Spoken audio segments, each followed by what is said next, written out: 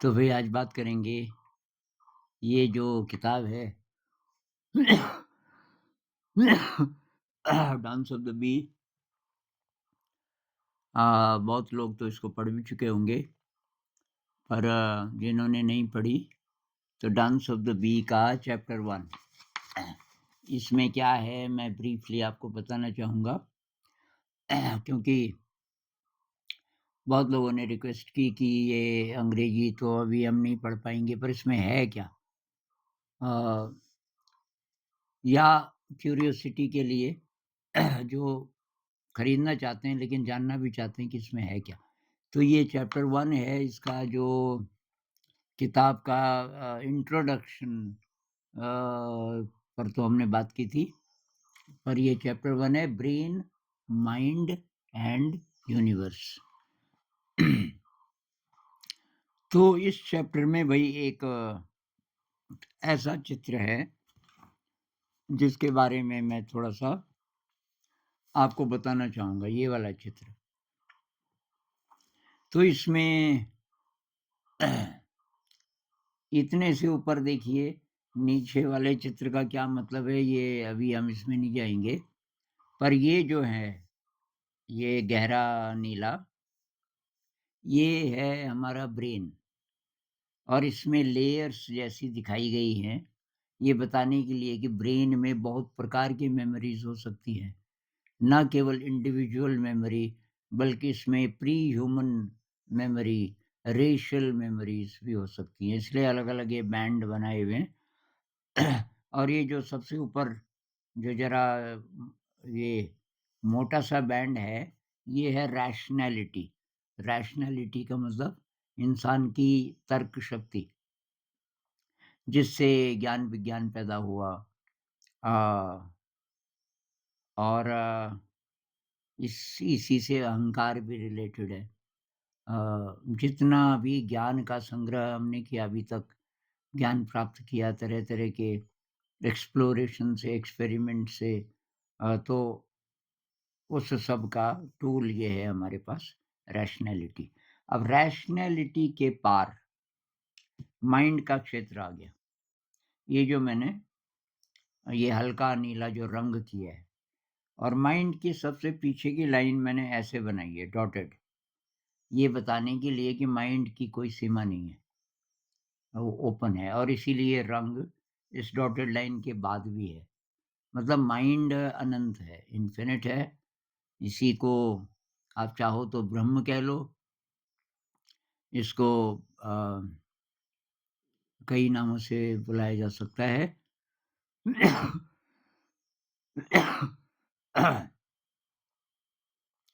तो इनमें क्या संबंध है? इन शब्दों का ट्रेडिशनल मीनिंग न लें, ब्रेन और माइंड से मेरा क्या मतलब है, वो इस किताब से आपको पता चलेगा डांस ऑफ द बी से। मैंने ये 2 ही टर्म्स ली, ब्रेन और माइंड, एक कॉम्प्लेक्स बात को सिंपल ढंग से समझाने के लिए। लेकिन माइंड से मेरा क्या मतलब है, डिक्शनरी मीनिंग ना लें। इसको मैंने डिफाइन किया है कि माइंड से मेरा क्या मतलब है, ब्रेन से मेरा क्या मतलब है। तो मैं 1-2 पैसेजेस पढ़ लेता हूँ इसमें से, किताब में से। ये पहला part brain, mind and universe. तो इसमें एक तो यही है डिस्कशन पहले कि ब्रेन और माइंड और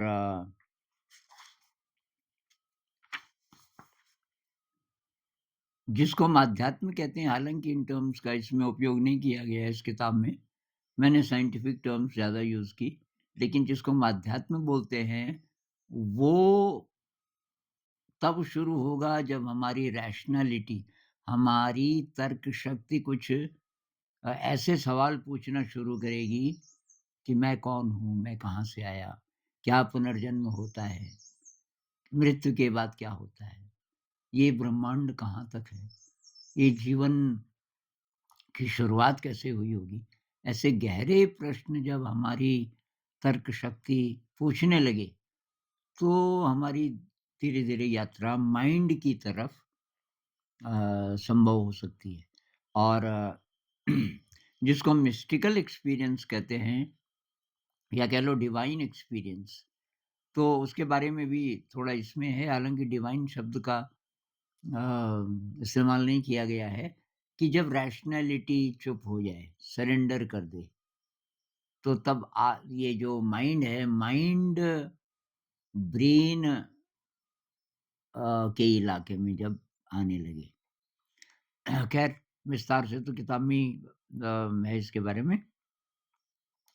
अब इंसान खुश होना चाहता है, तो खुशी तभी मिलेगी जब माइंड के साथ हमारा कॉन्टैक्ट होगा। Happiness requires a deep contact with mind, and such a contact is only possible when the brain becomes a good receiver. The brain is a vessel covered with rationality. So the only way mind can flow into this vessel is either by tearing rationality apart or by filtering through it. Mind requires a brain which has gaps in it, a brain which is not too thick with rationality.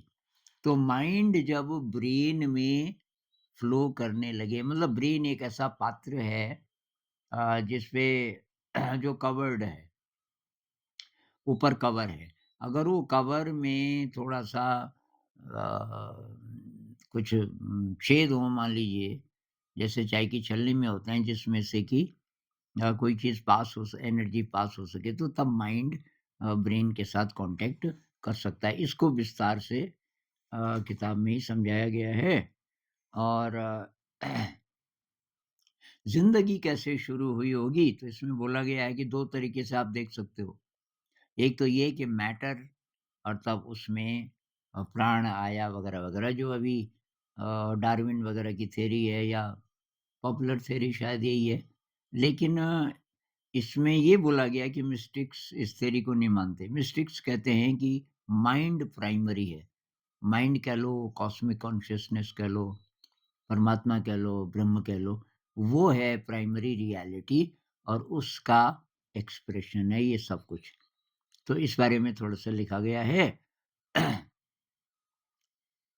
अ, इसको तो मैं नहीं पढ़ रहा हूँ, पर एक और पैसेज में इसके बाद इसमें थोड़ी डिस्कशन है कि कैसी शिक्षा बच्चे को इस काबिल बनाएगी कि वो गहरे प्रश्न पूछ सके। मैं कौन हूँ? मैं कहाँ से आया? इस प्रकार के।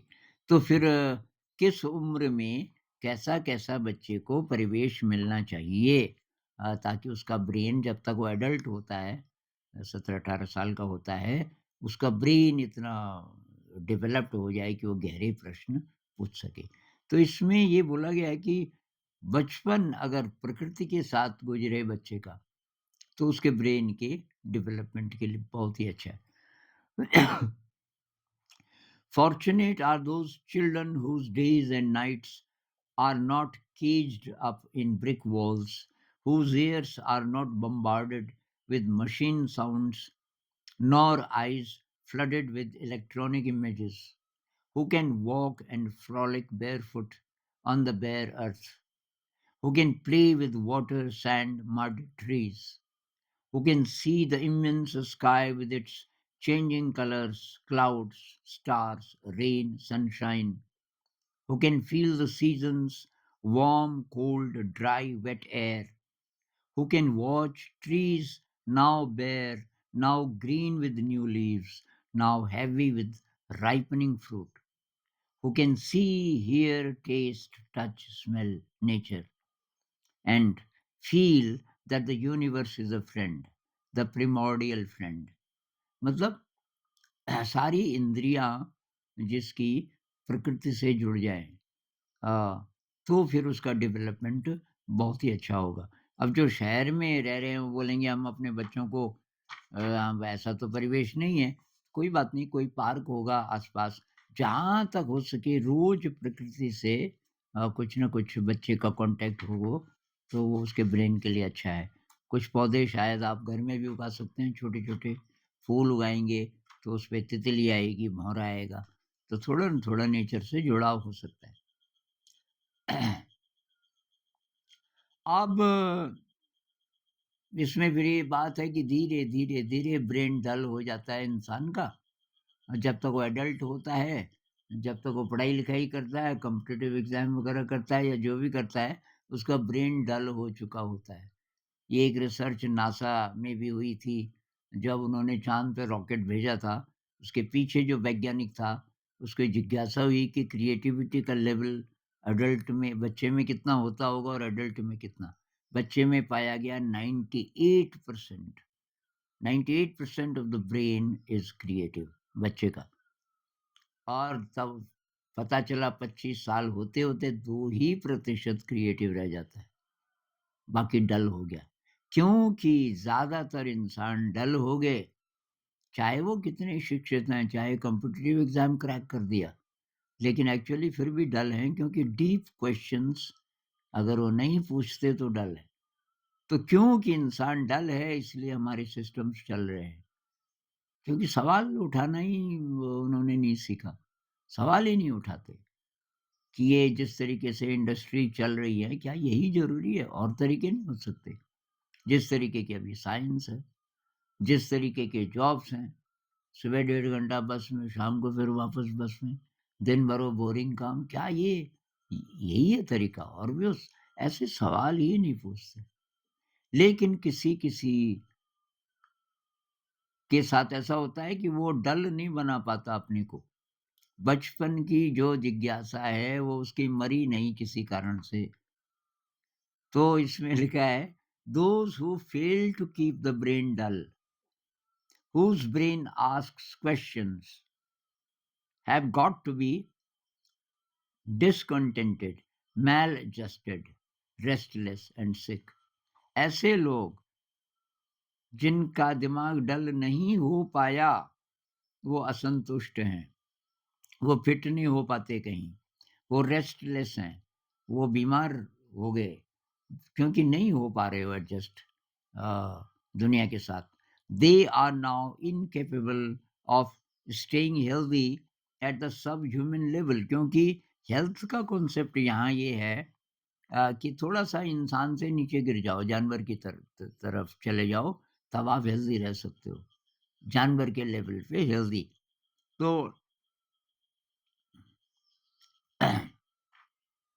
and the only chance of surviving at the human level is for them to heal their brains. लेकिन इंसान के स्तर पे अगर आ, जीना है तो फिर ब्रेन को हेल्दी बनाना पड़ेगा।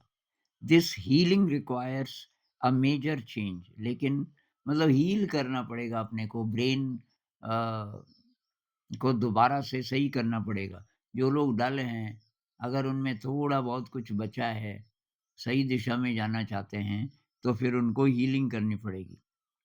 This healing requires a major change. Everything has to be changed. The brain cells, the nervous system, the DNA, in fact, the entire body.